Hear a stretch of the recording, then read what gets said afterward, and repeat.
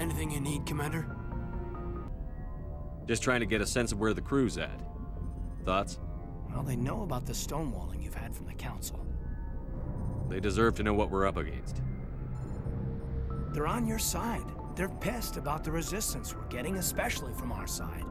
I'll have a better handle on all of it when my head stops hurting. Another L2 flare-up. Ever thought about going back under the knife? Maybe get an upgrade? No thanks, Commander. One slip and you can't remember your own name. The L2s spike higher anyway. My abilities would drop with pain-free L3s. That'd be a cold day before I turn myself over to a Kinetic subsidiary. Got a story there, Olenko? You know the records about the biotic training out on Jump Zero? They're all classified, because the Alliance made mistakes. After first contact, Kinetics was set up to track Element Zero exposures and develop implants for humans. Once we had an embassy on the Citadel, Kinetics could bring in experts instead of taking it slow. The only experts would have to be aliens. Dead on. Turians, actually. That's why Kinetics kept it a secret. They were afraid of what people back home would think, asking the Turians for help when we just fought a war with them. The Asari would have been more acceptable than the Turians.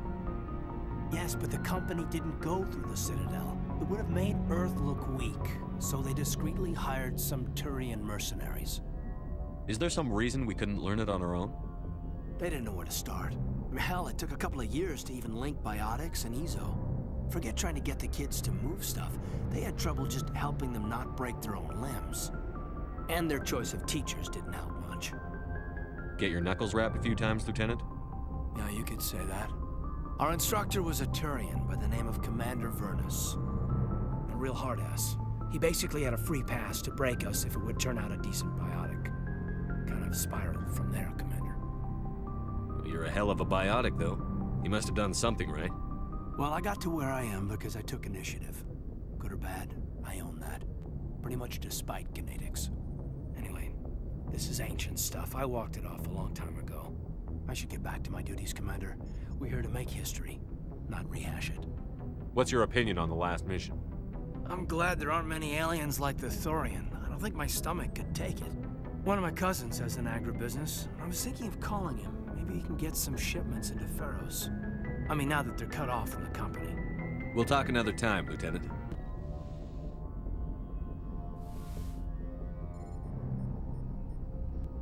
I get the feeling you want to ask me something, Commander. Maybe we could pick up where we left off. You were telling me about your interest in the Protheans. Actually, I think I was talking about my interest in you, and making a fool of myself in the process. As I said, I am not used to dealing with people, especially humans. I did not really know much about your species when we first met, Shepard. I found it hard to take humanity seriously. Your kind always seemed so rushed and high-strung. But we don't have the luxury of time. An Asari can live for 1,000 years. We're lucky if we hit 150. That is true. At first I thought that was a weakness of your species. After spending time with you and your crew, however, I think it may actually be an advantage. You humans are creatures of action. You pursue your goals with an almost indomitable determination. It is an admirable trait, but also an intimidating one. You can't argue with results. No, but there are consequences. Unfortunately, the rest of the galaxy sees humanity as a bully. You run over anyone who gets in your way. It is up to people like you to change their minds, Shepard. I'm doing the best I can, Liara. There is a reason the Council chose you to become a Spectre. They saw something special in you. The best of what humanity has to offer. I looked into your history. I know what you did during the Blitz. It was a remarkable display of courage and heroism. Why are you so interested in me? I wanted to know more about you. To understand what made you into the man you are. There is something compelling about you, Shepard. You're interested in me because of my visions. You just want to know more about the Protheans. I admit, your connection to the Protheans had something to do with my initial interest, but it has grown beyond that. You intrigue me, Shepard, but I was not sure if it was appropriate to act on my feelings. I thought there might already be a relationship between you and Chief Williams. I care about Ash. A lot. I thought so. Still, I feel as if there is also some attraction between us, Shepard. I'm not interested in you in that way, Liara. This is very embarrassing for me, Commander. Please, let's talk about something else. I should go. Oh, hello, Shepard. Are you okay? I don't know. Your ship is amazing, and your crew's been really great to me, especially your chief engineer. But I just sort of feel out of place. The Normandy runs so smooth it feels like we're not even moving, and the engines are so quiet. How do you sleep at night? The silence wakes you up? Back on the flotilla, the last thing you want to hear is silence. It means an engine's died or an air filter shut down. I guess you don't have to worry about that here. But old habits die hard. But it's more than just the silence. This ship feels so empty. It's like half the crew is missing. Back home, I couldn't wait to go on my pilgrimage. I couldn't wait to get away from the crowds. Now that I'm out here, I kind of miss them. Sometimes we don't appreciate what we have until it's gone. That's true. I'm starting to wonder if that's what the pilgrimage is really about. It's given me a whole new perspective on my people and our culture. You know, there's always a few who go on their pilgrimages and never return. I always assumed something bad happened to them, but maybe they just wanted a different life. You do plan to return to the migrant fleet, right? I could never abandon my people, Shepard. I will go back eventually, but we have to stop Saren first. Otherwise, I might not have a home to go back to. I should go. Commander, good to see you. You've been with CSEC a while. Have you seen much action? Well, not as much as you, but yeah, I've seen some interesting things. I'll bet you have. Anything in particular that stands out? I remember this Solarian geneticist I was sent to investigate. That case was a bit disturbing. What happened? Why were you investigating them? I was tasked with tracking black market trade on the Citadel. Most of it harmless, nothing I needed to pursue. But during the course of my investigation, I noticed an increase in the trade of body parts, organs mostly. We usually get a few of those, but not the numbers I was seeing. We weren't sure if there was a new black market lab or if some freak was harvesting organs from citizens. So what was it? Both, actually. But it took us a while to figure that out. So how did you figure out what was happening? First, we got a hold of a sample and ran DNA tests. The weird thing was, the match led us to a Turian who was still alive and was very convinced he'd never lost his liver. After a bit of digging, I discovered this Turian worked briefly for Dr. Salion, the geneticist. So I went to his lab hoping to find evidence of cloned organ development, but there was nothing. No Solarian hearts, no Turian livers, not one Krogan testicle. You're kidding, right? Why would anyone want Krogan testicles? Some Krogan believe that testicle transplants can increase their virility, counteract the effects of the genophage. It doesn't work, but that doesn't stop them from buying. They'll pay up to 10,000 credits each. That's 40,000 for a full set. Somebody's making a killing out there. What did you do about the geneticist? I brought in some of his employees for interrogation to see if I could get them to talk. While I was interviewing one of them, I came across something suspicious. You mean threaten? Was that really necessary? Maybe, maybe not. Either way, it paid off. One of my detainees started bleeding profusely during the interview. We offered to patch him up and he got frantic, freaked out. I ordered a full exam to find out what was going on. Our medics found incisions all over his body, some of them fresh. That was our big break. These people weren't just Dr. Salion's employees. They were test tubes. Walking, living test tubes. He was growing parts inside these people? Exactly. He cloned their organs right inside their own bodies. Then he harvested them and sold them off. Most of the victims were poor. He'd pay them each a small percentage of the sales, but only if the organs were good. Sometimes an organ wouldn't grow properly, so he'd just leave it in them. Most of them were a mess, but only on the inside, hidden so nobody could see it. I hope he got what he deserved. That's the worst part. We never caught him. Why not? What the hell happened? He ran, blew his lab, grabbed some of his employees, and headed for the nearest space dock. By the time I found out, his ship was already leaving. He threatened to kill his hostages if we tried to stop him. But you went after him anyway, right?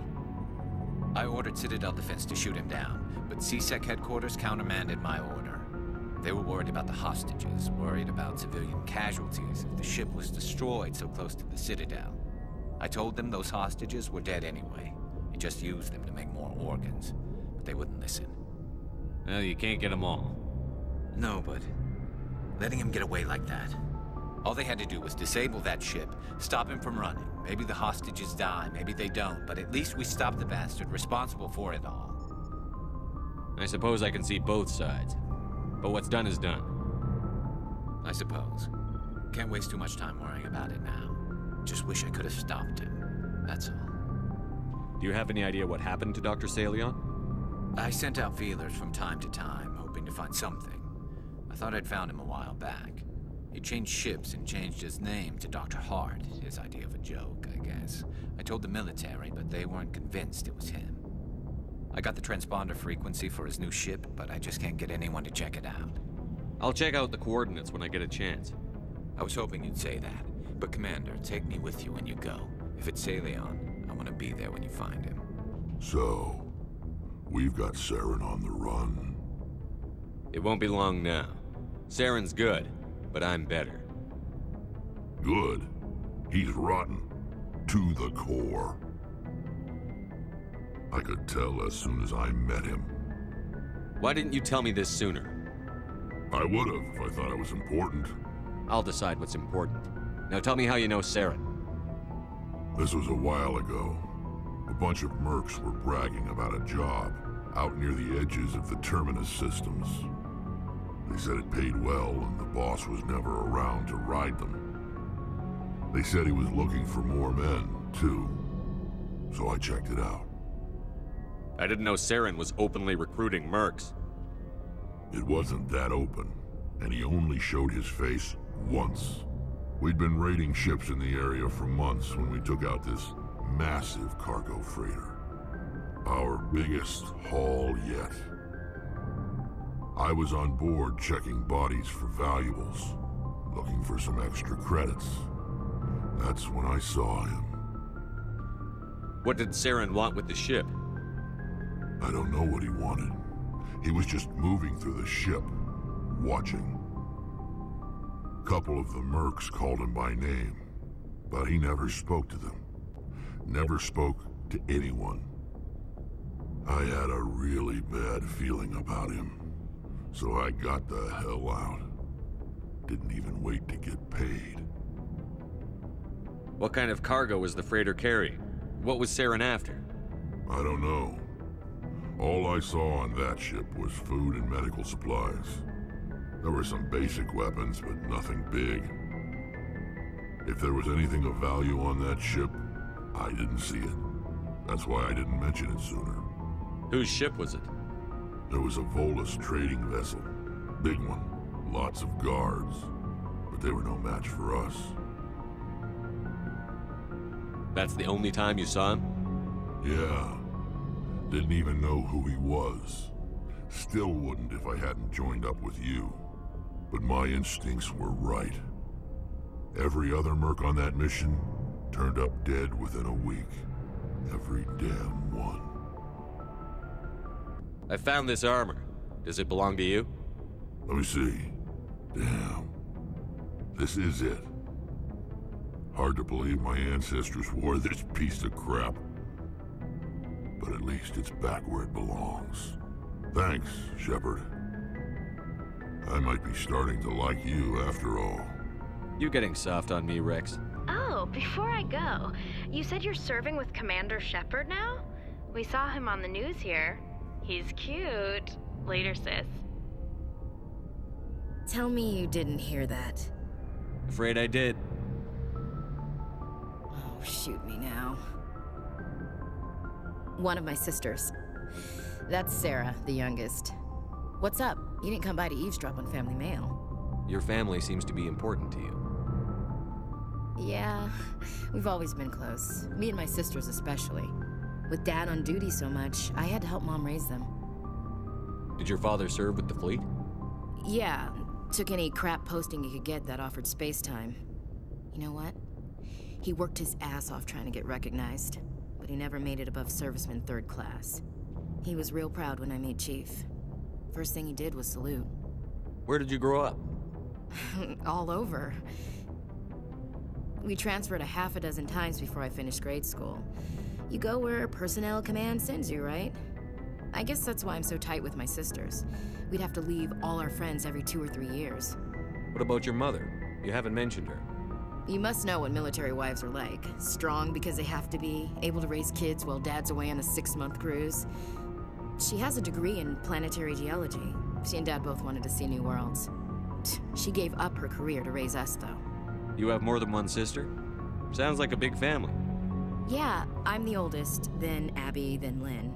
Sarah's the youngest. She's still in high school. With 4 girls, Dad used to say he felt more outnumbered at home than on maneuvers. After helping raise them, your sisters still talk to you? Amazing. Things were tense between Sarah and me for a while. Then we bonded. Sounds like a story. Feel like sharing? Sarah got herself a boyfriend who wanted to go faster than she did, Mike. I didn't think he was a bad kid, just pushy. Lynn would send me these worried vidmails, and I'd tell her to relax. Where were you when this was going on? I was on active duty. Sarah's graduating high school this year. This was only a couple of years back. They were on Amaterasu. At the time, I was assigned to Chernobog. Same cluster, but a dozen LY away. Close enough to talk regularly, too far to make it back in an emergency. I couldn't afford a fast packet flight. Sounds like that situation didn't last. Mike thought they'd go for a romantic walk in the woods, because he figured it was past time they did the deed. She levered Mike face first into a tree and left. Didn't have a scratch on her. Good thing Mom and Dad had us all learn some kind of self-defense. I took emergency leave and walked Sarah to school for a few days. You said all of your sisters learned self-defense? Lynn did pistol practice, but didn't like it. She's kind of nervous. Sarah took Aikido. Abby decided to learn the sword. She always was a little weird. Likes big skirts and tops you have to tie her into. They do great things to her figure, though. So, what did you learn? One of Dad's friends taught me Marine hand-to-hand. You traveled all the way home to walk your sister to school. It was only a dozen light years, like a day's cruise. It's not like I was going to Earth or something. My last day out, Mike was waiting for us. Sarah had told her friends, so everyone at school knew what he did. He wasn't happy. I wanted to snap him in half, but Sarah gave me this look, this let me handle it, I need to do this alone look. She kept her cool, God bless her, as he screamed in her face. She just let him vent. Then he tried to punch her. I swear, she just flowed around him. Next thing I knew, he's face down on the sidewalk, and there's blood everywhere. He missed? When he swung, she wasn't there anymore, and he fell. She helped him stop the bleeding and had me call an ambulance. She told the paramedics he fell. Before they took him to the hospital, Mike touched Sarah's arm. I thought he was gonna end up on the ground again. But he hung his head, whispered, "I'm sorry," and started crying. And she hugged him. The Williams women are a decisive bunch, Commander. We do things when we're ready. Not before, not after. Your sister's something else. But you didn't mention your father at all. Was he on deployment? Dad always wanted to serve in space, but he wanted us to have real ground under our feet. He'd say, space is beautiful, but you can't raise a family there. I cannot rest from travel. I will drink life to the lees. All times I've enjoyed greatly, have suffered greatly, both with those that loved me and alone. For always roaming with a hungry heart, much have I seen and known, cities of men and manners, climates, councils, governments. I never thought I'd hear you reciting poetry. Just because I can drill you between the eyes at 100 meters doesn't mean I can't like sensitive stuff. Just don't spread it around. Ulysses was my dad's favorite poem. Every time he shipped out, he recorded me reading it. He had a dozen versions when he retired. Does he still like it? I sure hope so. I read it to his grave every time I go home. Dad passed on a few years back. He's probably still watching, though. So behave. You mean from wherever we go after death? Dead on, Skipper. He's with God now. That's not a problem with you, is it? That I believe in God? Everyone has the right to believe what they want. Says so in the Alliance Charter. Only with fancier words. I'm glad you're open-minded about it. I've met a few people who are really weirded out by my faith. Because I work in space, I can't believe in a higher power? Jeez. Hello, have you people looked out the window? How can you look at this galaxy and not believe in something? I should get back to my duties. Didn't mean to take up so much of your time. What's your opinion on the last mission? Gotta admire those colonials. That's about the worst place for a colony I've ever seen. Given the option, I'd get the hell out of Dodge. We'll talk later, Williams.